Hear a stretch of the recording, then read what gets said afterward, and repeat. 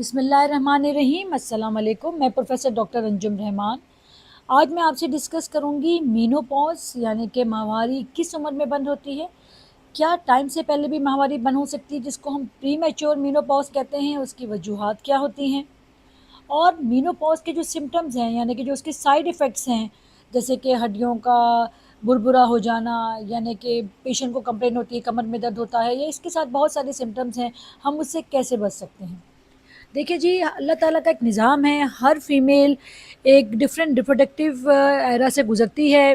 पहले उसको मेनार्की यानी कि माहवारी आती है, उसके बाद उसको ड्यूरेशन ऑफ साइकिल गुजरता है, प्रेगनेंसीज़ होती हैं, और फिर वो एक एज आती है जिस पे उसकी माहवारी बंद हो जाती है। ये सारा निज़ाम जो है वो हमारी अंडेदानी के साथ चल रहा होता है। हमारे नंबर ऑफ फॉलिकल्स होते हैं यानी कि उसमें अंडे होते हैं, जो कि हर साइकिल के साथ, हर साइकिल में, हर मेंसेस साइकिल में कुछ वो जो होते हैं वो ग्रो करते हैं और फिर उसके बाद साइकिल हो जाती है। इसी तरह ऑन एंड ऑन जितना भी आपका कुदरत की तरफ से शुरू में एक रिज़र्व होता है अंडेदानी का, मैं ये समझाना चाहती हूँ, वो ओवर द एज कम होता जाता है। फिर वो सर्टेन एज होती है जिसको हम मीनोपॉज कहते हैं। मीनोपॉज यानी कि मेंसेस का बंद हो जाना। हमारे पाकिस्तान में एशियन लोगों में यूजुअली 50 या 50 के बाद मेंसेस बंद हो जाता है, पर बहुत दफ़ा ऐसा होता है कि मेंसेस टाइम से पहले भी बंद होता है जिसको हम प्री मैच्योर मेनोपॉज कहते हैं। प्री मैच्योर मेनोपॉज की क्या वजूहात हैं, क्या ये बहुत कॉमन है? देखिए, सबसे कॉमन वजह जो प्री मैच्योर मेनोपॉज की है वो जेनेटिक रीज़न है। बहुत दफ़ा फैमिली में मदर को, दादी को, नानी को, किसी को भी ऐसा हो सकता है कि मेंसेस टाइम से पहले, जैसे कि मैंने आपको बताया कि यूजुअली जो एज है मेनोपॉज की यानी कि माहवारी बंद होने की, वो 50 साल के ओवर एंड अबव होती है।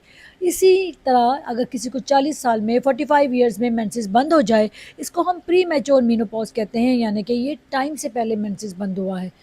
यूजुअली सबसे मोस्ट इम्पॉर्टेंट कॉज इसकी ये है कि फैमिली हिस्ट्री हो।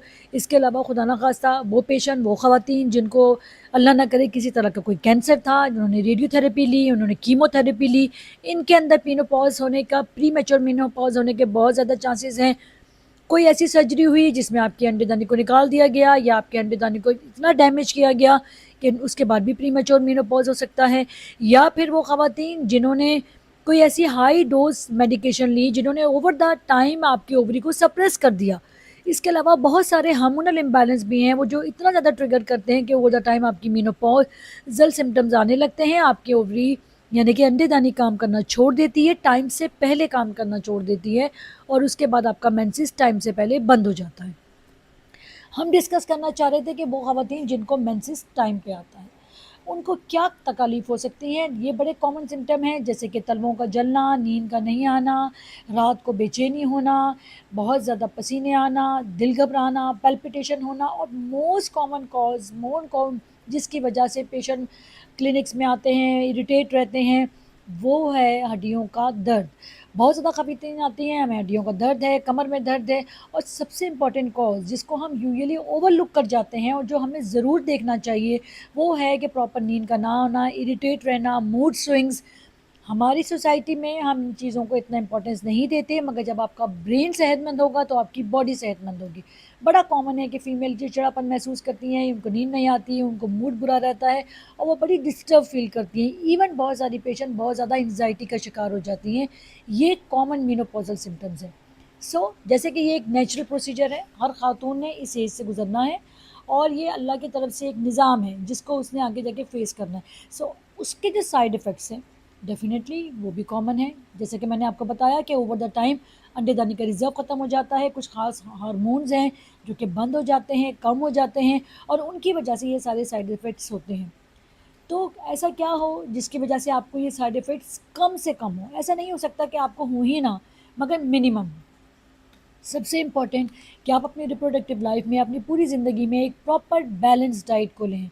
हमारी डाइट में बैलेंस डाइट की कमी बहुत कॉमन है, जिसमें प्रॉपर पोर्शन ऑफ प्रोटीन हो। जैसा कि मैं पहले कहती रही हूँ, ज़रूरी नहीं होता कि आप रोज़ाना गोश्त ही खाएँ, उसमें लेग्यूम्स हों, उसके अंदर बीन्स हों, उसके अंदर दालें हों, उसके अंदर प्रॉपर वेजिटेबल हो, उसके अंदर फ्रूट्स का कंटेंट्स हो। एक प्रॉपर बैलेंस डाइट नंबर 2, हमारी पॉपुलेशन में विटामिन डी की शदीद कमी है। विटामिन डी बड़ा इंपॉर्टेंट कॉज है बहुत सारी बीमारियों का, और one of the associated reason कि मे बी आपको टाइम से पहले प्री मेच्योर मीनोपॉज हो जाए या आपको मीनोपॉजल सिम्टम बहुत ज़्यादा हो जाए। ऑलरेडी हमारी ख़वातीन अपनी डाइट का ख्याल नहीं करती, उनकी हड्डियाँ वैसे ही कमज़ोर होती हैं, उनके अंदर शदीद खून की कमी होती है, और ये सब वजूहात जब उनको मीनोपॉज होता है वो ऐड ऑन कर जाती हैं और उनको सीवियर सिम्टम्स होते हैं। तो नंबर 1 कि आप अपनी डाइट का प्रॉपर ख्याल रखें। थोड़ा बहुत कोशिश करें कि अपना आप वर्कआउट करें। अगर आप वर्कआउट नहीं कर सकती, आप अपना कोशिश करें 10 से 15 मिनट आप ब्रिस्क वॉक करें। ख़वातीन कहती हैं कि जी हमने सारा दिन काम किया और हमारी एक्सरसाइज तो वैसे ही हो जाती है। ब्रिस्क वॉक का मतलब है कि आप एक स्पीड से 10 मिनट से शुरू करें वॉक करना, एक कमरे में वॉक करें, अपना टाइमर लगा लें, उसके बाद 20 मिनट पे जाएँ, 10 दिन बाद फिर 25 मिनट पे जाएँ। ओवर द टाइम इस चीज़ को इंक्रीज़ करें ताकि आपकी बॉडी की मेटाबॉलिज़्म थोड़ी-सी मेंटेन रहे। ओवरऑल जब ये हार्मोन कम हो जाते हैं, मेटाबॉलिज़्म स्लो हो जाती है, पेशेंट का वज़न सेंट्रल बढ़ने लगता है और उसको ये सारे साइड इफ़ेक्ट्स होने लगते हैं। उसके बाद डाइट, और इसके बाद आया कि हमारे पास जो कुछ मल्टीविटामिन्स हैं। ओवरऑल हम कहते हैं कि जी डाइट अच्छी होती तो हमें मल्टीविटामिन की ज़रूरत नहीं होती। बट जब आपको प्री मेनोपॉज़ल सिम्पटम्स होते हैं या पेरी मेनोपॉज़ल यानी कि मेनोपॉज़ की एज से पहले जिन ख़वातीन को ये साइड इफ़ेक्ट्स हो रहे होते हैं, ये सिम्पटम्स हो रहे होते हैं, हम उनको समझाते हैं कि उस वक़्त से एक तो वो डाइट अच्छी करें, कोशिश करें बॉडी को एक्टिव रखें, थोड़ी बहुत फिज़ियो होनी चाहिए, और मोस्ट इम्पॉर्टेंटली इन सब में सबसे ज़्यादा इम्पॉर्टेंट है कि कुछ ना कुछ थोड़ा बहुत मल्टीविटामिन्स, स्पेशली अगर आपको खून की कमी है तो कोशिश करें कि दवाएँ लें जिसको जल्द से जल्द कोप अप कर जाएँ। आप अपने विटामिन डी करवाएँ, या आपको लगता है हड्डियों में दर्द हो तो प्रॉपर विटामिन डी ले लें। नहीं ले सकते, प्रॉपर सन एक्सपोज़र होना ज़रूरी है। हमारे पास फीमेल्स ज़्यादातर घरों में रहती हैं, उनका सन एक्सपोज़र प्रॉपर नहीं होता, इस तरह के घर बने होते हैं कि सन रेज़ नहीं अंदर आ रही होती। तो ये बहुत ज़रूरी है कि आप एटलीस्ट सन रेज़, इसमें तो कोई ख़र्चा नहीं है, इसको प्रॉपरली लें। फिर उसके बाद आ जाता है कि प्रॉपर तरह का मल्टीविटामिन्स हैं जिसमें स्पेशल सबसे मोस्ट कॉमन है विटामिन डी। एंड नेक्स्ट अब मेनोपॉज़ल आ गया जिसमें मैंने आपको बताया कि एक्चुअली ये कुछ हार्मोन्स की कमी की वजह से होता है। कभी-कभार हम पेरीमेनोपॉज़ल टाइम पे जिनको पेशेंट को सिम्पटम्स ज़्यादा आएँ, जैसे कि तलवों का जलना, चिड़चिड़ापन होना, नींद नहीं आना, बहुत सुस्ती होना, व्हाटएवर, इनको हम बड़ी लो डोज़ में कुछ हार्मोन्स भी प्रिस्क्राइब करते हैं मेनोपॉज़ शुरू होने से पहले, जब आपको थोड़े बहुत सिम्पटम्स आने लगते हैं। ये वो बेस्ट टाइम होता है जब आप इसको कैच कर लें। अगर आप इस टाइम पे ये दवाई शुरू कर देंगे तो आगे जाके आपको मेनोपॉज़ल सिम्पटम्स कम से कम होंगे, बल्कि ना होने के बराबर होंगे।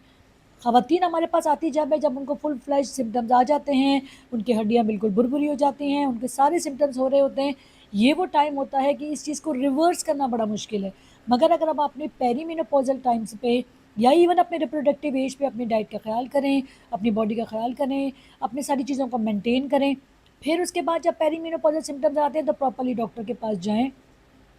आपको पता है कि आपकी फैमिली में मेनोपॉज़ किस एज में होता है या आपको वो सिम्पटम्स आ रहे हैं, तो टाइमली उस लो डोज़ हार्मोन्स को लेना शुरू करें। अब तो बहुत पहले ज़माने में सिर्फ़ गोलियाँ होती थी, अब जेल भी अवेलेबल है, अब बहुत सारी मेथड अवेलेबल हैं, जिसमें आप ईज़िली उसको यूज़ कर सकते हैं और आप इन सब चीज़ों से बच सकते हैं।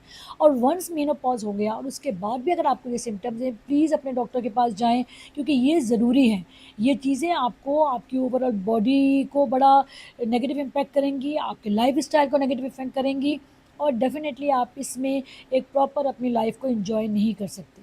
सो टाइमली ट्रीटमेंट करवाना, टाइमली डायग्नोज़ करवाना इसमें बहुत ज़रूरी है। इसी के साथ मैं आपसे इजाज़त चाहूँगी। Thank you very much. Pakistan ज़िंदाबाद।